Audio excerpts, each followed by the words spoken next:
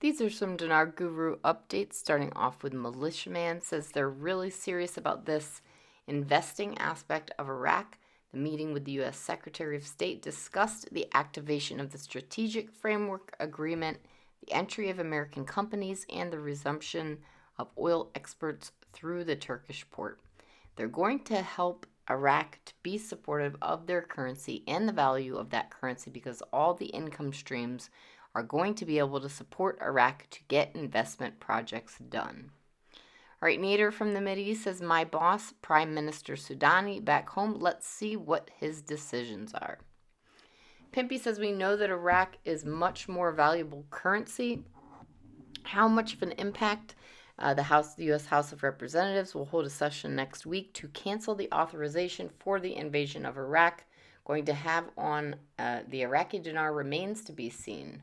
How much of an impact. Pimpy says, like I said, I don't want to promise anything, but I think we could see some much bigger jumps in the value if outside investors start coming in because the authorization has been reversed.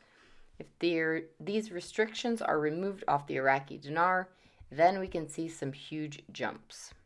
Sandy Ingram article quotes summary of Iraqi Prime Minister's schedule at the UN General Assembly September 23. The Prime Minister of Iraq addressed the UN General Assembly this past week in New York City. He had a one-on-one meeting with U.S. Secretary of State. He also met with U.S. companies on Thursday.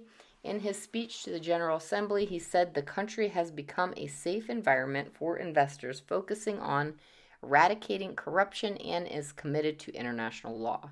PM told the General Assembly everything they wanted to hear. He called Iraq a key player in the global marketplace and said other countries cannot use Iraq as a central point to hurt either Iran or Turkey. Caparoni says Guru Pimpy thinks sanctions are what are excluding Iraq from access to the international financial system. Caparoni says that's wrong. There's nothing holding Iraq back from engaging with the world financial system other than Iraq themselves. Mark Z via PDK, quote, Iraq's prime minister talks to CNN about the future of his country's relationship with the U.S., unquote. Mark Z says, so they are starting to cover stories like this even in the MSM. This is showing Iraq is coming to the world stage. Militiaman says there's a total shift and a move to expose Iraq. What are they doing? They're creating confidence. They're going to create liquidity. Iraq is gearing for a global financial system mechanism that's going to provide liquidity to the world. All right, Baby's mom says it does not have to happen on a weekend. The goal is for it to happen when our market is closed and the Iraq banks are closed. Kuwait happened on a Sunday and it was reported Monday in the New York Times. Pimpy says we know they've been working on reforming their banking system so it could work with international financial system. If they de-dollarize, get rid of capital controls, and they can have access to international financial systems, outside investors would come from all over to invest in Iraq. You could see the Iraqi dinar jump up pretty good. All right. And lastly, Mark Z via PDK, quote, Iraq to reopen embassy in Vietnam, unquote.